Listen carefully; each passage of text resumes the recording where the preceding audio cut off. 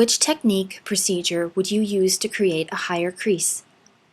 I would like to hear some opinions prior to consulting with a doctor in my area. Generally speaking, I'm leaning towards the incisional technique, as from the consensus, it seems to be more permanent and perhaps safe. Thank you for your question. You're asking which technique is better to create a higher crease.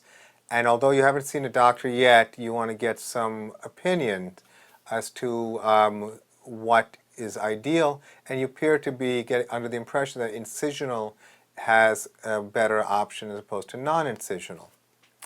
Well, certainly I can give you some perspective, but I would also basically warn you or caution you about the idea of a, quote, high crease.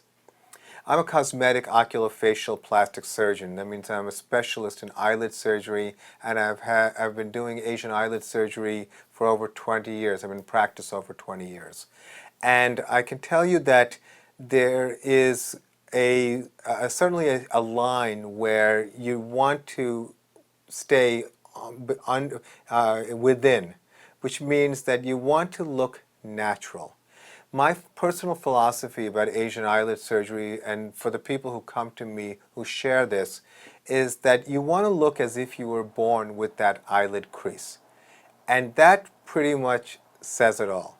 That if you don't have a crease, and then when you have the surgery you have a crease, anybody who sees you doesn't look at you and look twice and think, did she have eyelid surgery? Did he have eyelid surgery? So when it comes to a, quote, high crease, for Asian eyelid surgery, beyond a few millimeters, like 6 to 8 millimeters above the eyelashes, tends to be unnatural. There is it's natural to have a certain fold over the skin so that it looks like you don't, like you were born with the crease, but you still have that fold of skin.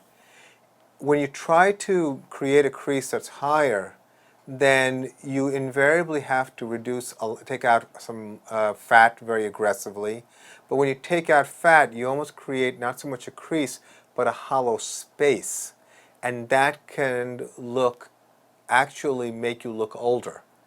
You see, as people of Asian origin get older, there's actually a loss of fat volume. And very often you can appreciate that a younger Asian person can have volume of fat that gives them a lot of fullness, and as they get older, the area of the orbit or the upper part around the eye starts to look very hollow. So I'd caution you at a younger age to not overdo it. In the debate of incisional versus non-incisional, I think it depends a lot on skin tone, skin quality, skin tension. We've had certainly patients actually lean me towards the incisional in the same way you have been under the impression that incisional is better. Certainly there's a lot of value in that we have a little bit more direct visualization and control. But I have to say, in the right patient, the non-incisional procedure is a great procedure and can look very, very good.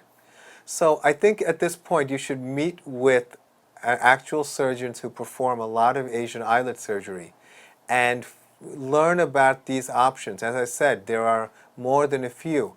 But if you have a certain vision as to how high your crease you want, you may want to make sure that your doctor sees what you want and see if they share your vision in being able to attain that result. From my opinion, I don't think it looks very aesthetic when the crease is too high. It looks too unnatural. It just doesn't fit. But that's, personal aesthetic. So I hope that was helpful. I wish you the best of luck, and thank you for your question.